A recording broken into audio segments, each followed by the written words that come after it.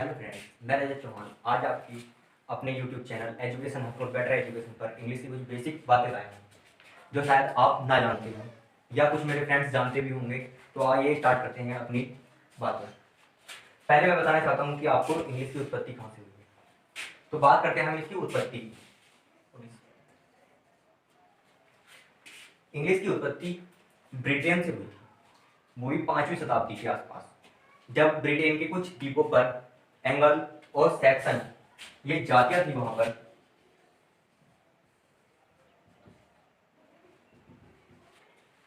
Angle और Saxon दो जातियां थी, उन्होंने कुछ हमले किए इन द्वीपों पर। इन हमलों में वहां पर रहने वाली जो और जातियां थी, जैसे कोवेल्ट कोई भाषा थी वहां पर जो बोलते थे व्यक्ति, उनको वहां से उन्होंने भगा दिया। वे भागकर अपने आयरलैंड और स्कॉटलैंड वाले हिस्से में चले गए।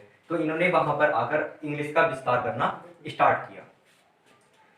इन्हीं के नाम पर हमारी क्या पड़ी, इंग्लिश नाम, और इन्हीं के नाम पर क्या हुआ, ब्रिटेन का नाम इंग्लैंड। अब बात करते हैं इसकी लिपि या भाषा परिवार की। इसका भाषा परिवार हिंद यूरोपीय भाषा परिवार का जर्मन के हिस्से से आता है। ठीक,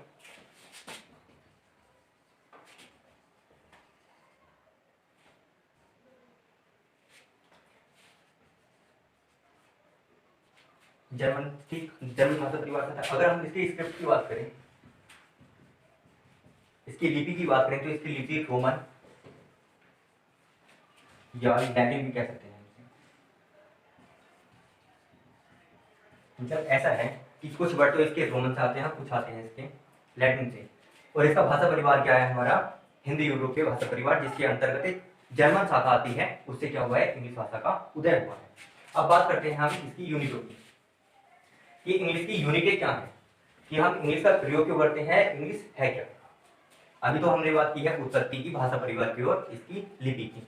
अब बात करते हैं हम इसमें जो हम इंग्लिश को आज देख रहे हैं, ये हमारी क्या है, भाषा। इसको हम 4 चरणों में अब तक विभक्त करके आए हैं। एक तो 4 अपनी 5वीं शताब्दी से लेकर 11वीं शताब्दी तक, ये सबसे पुराना दौर था इंग्लिश का। फिर इसके बाद हमारा 11वीं ईस्वी से 15वीं ईस्वी तक, और 15 से 18, और आज जो 18 के बाद अब चल रही है 21वीं शताब्दी तक, ये क्या है, हमारी आधुनिक इंग्लिश। इससे पहले की बात करें तो इसमें कुछ हमारे बदलाव थे पहले। जैसे हम कुछ अपने शब्दों को, जैसे डी को इस रूप में लिखते थे, इसमें हम डी को इस रूप में लिखते थे। ये थी हमारी केवल बोलचाल वाली। ठीक, अब बात करते हैं हम पहले बोलचाल वाली कि बोलचाल वाली क्या है। तो बोलचाल के लिए हमें सबसे पहले साउंड की जरूरत पड़ी। तो सबसे पहले अगर हम बात करें तो इंग्लिश क्या है, एक लैंग्वेज। लैंग्वेज में हमें जरूरत पड़ती है भाषा, अपनी आवाज की, इसे क्या कहते हैं, साउंड या ध्वनि। ध्वनि क्या होती है, जो हम बोल रहे हैं, ये क्या है, हमारी ध्वनि। अपनी बात को हम किसी के साथ शेयर कर रहे हैं, ये क्या है, हमारी ध्वनि। अब ध्वनि को हम कैसे देख सकते हैं, कुछ ध्वनि में तो हमें अधिक समय लगता है, कुछ में हमें क्या लगता है, कम समय लगता है। जिसमें हमें कम समय लगता है वे हमारी क्या कहलाते हैं, पाउस साउंड। ठीक, और जिसमें हमें अधिक समय लगता है वे क्या कहलाते हैं, हमारी कॉन्सोनेंट साउंड। अगर हम इनकी संख्याओं की बात करें तो वॉवल साउंड की संख्या कितनी होती है,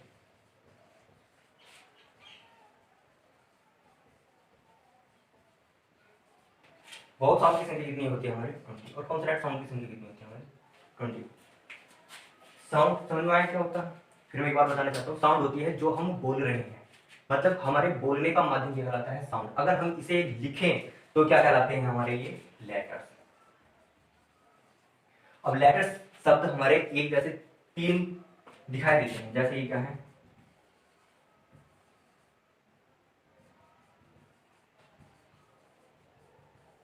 अगर हम इनके अर्थ की बात करें तो थोड़ा थोड़ा सब में अंतर है। जैसे ये लेटर कौन सा है हमारा, इंग्लिश वाला, ये लेटर कौन सा है हमारा, पत्र वाला, और ये लेटर क्या होता है हमारा, बात। ठीक, जैसे अगर हम बात करें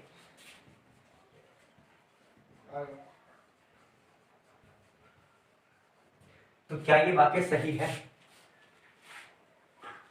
नहीं। ये क्या है हमारा लेटर्स। लेटर्स क्या होते हैं हमारी अल्फाबेट। तो आई राइट ए लेटर्स, मैं एक अल्फाबेटिक क्या हूँ, कर, मैं क्या लिखे होंगे, पत्र। तो पत्र के लिए क्या चाहिए हमें, ऐसा काम। ठीक, तो ये हमारी एरर आ चुकी है, एक बार एसएससी ने पूछी है ये। अब बात करते हैं हम लेटर्स। लेटर्स को हम किस रूप में देख सकते हैं? लेटर्स होते हैं कितने हैं इंग्लिश में? 26। अगर इनकी बात करें कौन कौन से, एक होती है हमारी वॉवल्स और एक होते हैं हमारी कॉन्सोनेंट। वोवेल लेटर्स कितने होते हैं? अब इन लेटर्स को हम क्या रूप देते हैं? अल्फाबेट में। वॉवल्स कितने होते हैं हमारे? 5 और अल्फाबेट कितने होते हैं हमारे? 20। हमें इनकी जरूरत क्यों पड़ी? साउंड को लिख नहीं सकते थे, लिखने के लिए भी कुछ चाहिए था, तो क्या लिखा हम, क्या करा हमने? लेटर्स का प्रयोग। ठीक, अब लेटर्स क्या होते हैं? लेटर्स वे होते हैं जिसके हम टुकड़े नहीं कर सकते, जिनके हम टुकड़े नहीं कर सकते, वे क्या होते हैं हमारे? लेटर्स। इनका अपना कोई प्रॉपर अर्थ नहीं होता, इनको मिलाकर ही हम एक वर्ड का निर्माण करते हैं, वो भी कहलाता है हमारा एक मीनिंगफुल यूनिट ऑफ लेटर्स। ठीक, बढ़िया कहलाता है हमारा एक मीनिंगफुल यूनिट ऑफ लेटर्स। मतलब जैसे हम किसी शब्द की बात करें, एप्पल। एप्पल क्या है हमारा? सेब। ये क्या है हमारा? लेटर। ये क्या है? लेटर लेटर लेटर लेटर, सब कुछ जोड़ के क्या बनाया हमने? एक वर्ड। तो ये पूरा क्या बना हमारा? वर्ड। ठीक, अब वर्ड तो बना, मगर हमें ये पता कैसे चलेगा कि ये वर्ड है क्या, कि सेब है क्या? सेब को तो तभी पता चल पाएगा जब हम इसकी फॉर्मेशन का पता हो कि ये नाउन है या खाने वाली चीज है कोई। तो किसी शब्द की जरूरत पड़ी नहीं पड़ी हर चीज को नाम देने की, तो वो क्या कहलाती है हमारी? Parts of speech.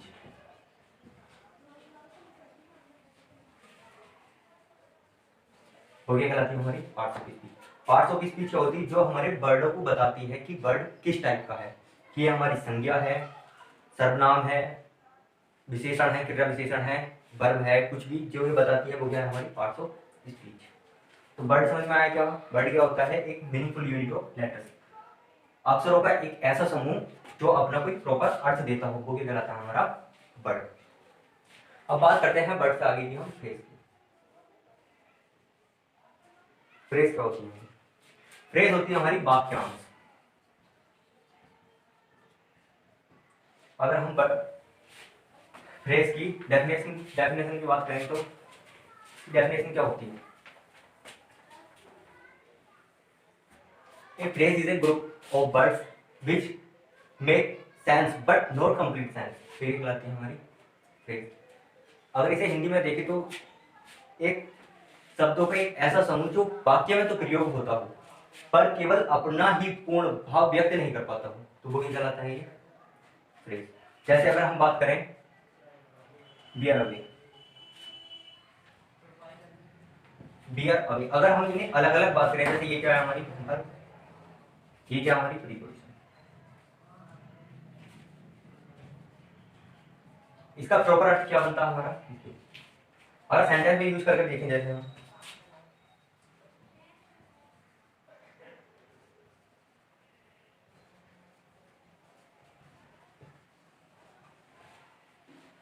India bore away the match, Bharat match जीत चुका है, तो ये क्या है हमारी? ये हमारी फ्रेज। ये अपना कोई पूर्ण भाव व्यक्त नहीं कर पाती, खुद में ही खुद रह जाती है, इसके भाव को व्यक्त करने के लिए हमें क्लोज की जरूरत पड़ती है।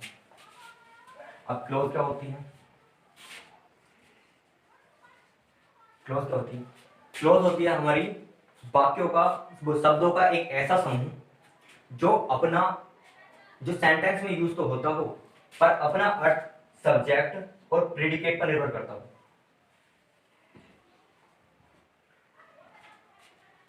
प्रेडिकेट पर निर्भर करता हो। अब सब्जेक्ट की बात करें, सब्जेक्ट क्या है?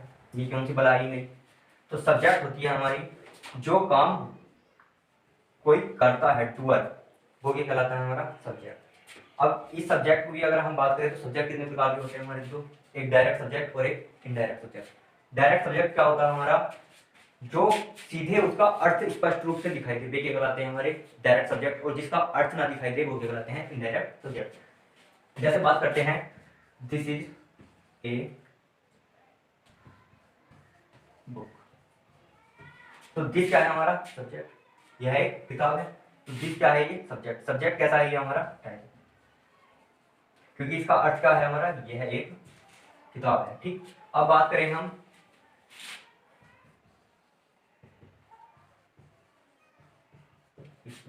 तो यहाँ पे ये क्या है तो सब्जेक्ट, पर क्या है ये हमारा इनडायरेक्ट सब्जेक्ट। समझ में आया? Direct subject, indirect subject. Subject समझ में आया? सब्जेक्ट क्या होता है, जो कोई काम करता है, डूअर जो होता है वो क्या होता है हमारा सब्जेक्ट। अब बात करते हैं प्रेडिकेट की। प्रेडिकेट क्या होता है? प्रेडिकेट वो होता है जो अपने सब्जेक्ट के बारे में कुछ संबंध रख के दिखाए। जैसे रामा सिस्टर, तो राम की सिस्टर, तो ये क्या है हमारा प्रेडिकेट। जैसे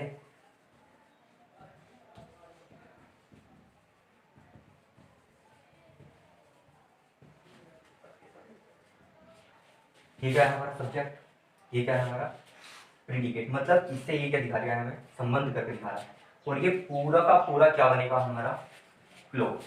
ठीक, अगर और सेंटेंस में बात करें, जैसे अब पहले इसकी बात करते हैं हम, क्लोज कितने टाइप की होती है। क्लोज हमारी दो टाइप की होती है। नंबर एक कोऑर्डिनेट क्लोज,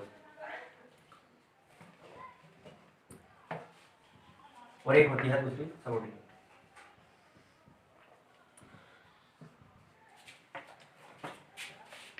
कोऑर्डिनेट क्या होती है? कोऑर्डिनेट होती है हमारी समान पदकें,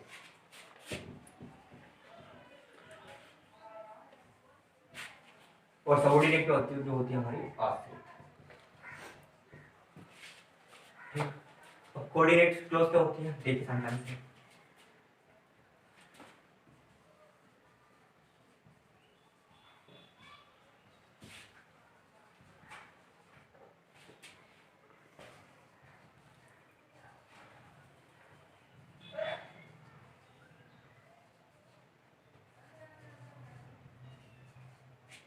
Ram went to market and he purchased a book.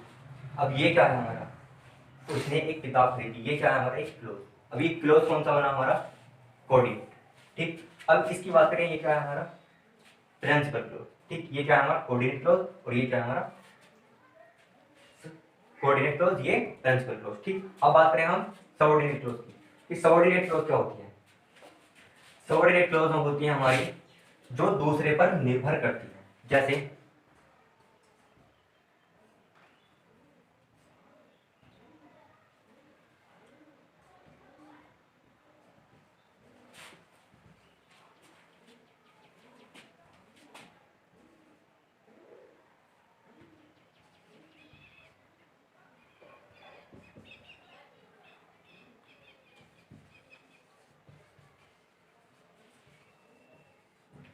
If it is rain I shell stay. अगर बारिश हुई तो मैं क्या करूंगा, घर रुकूंगा। तो ये क्या है हमारी, अगर ये काम होगा तो क्या करना पड़ेगा, उसे रुकना पड़ेगा। तो इसमें क्या होगा हमारा ये सबऑर्डिनेट क्लोज के अंदर। ठीक, अब बात करते हैं सबऑर्डिनेट क्लोज के बाद, क्लोज की डेफिनेशन की बात करें तो हम डेफिनेशन देखिए।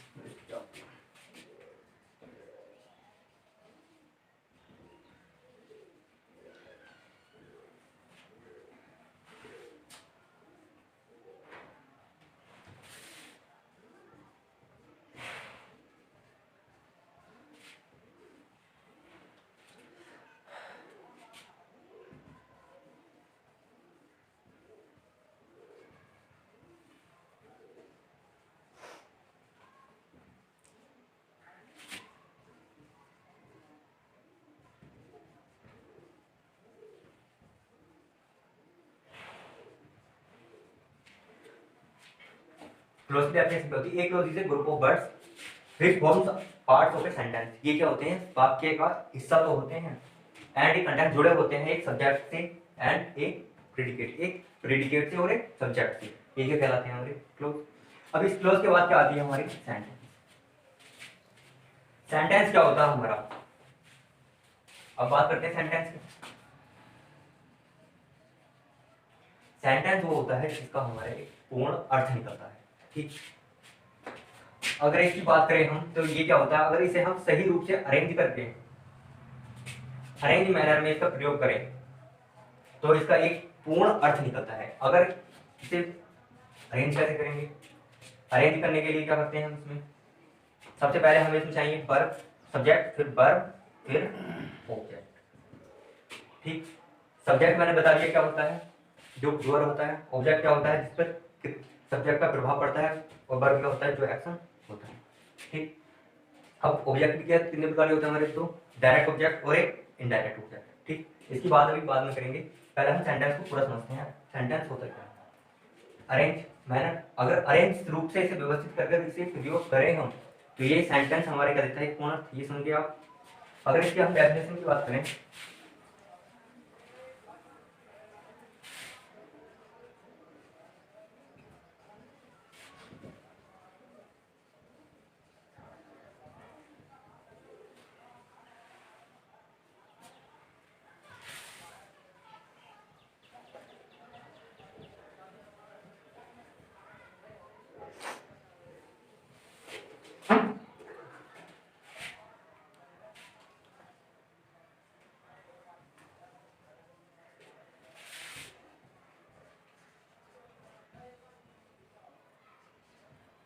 a sentence is a group of words which arranged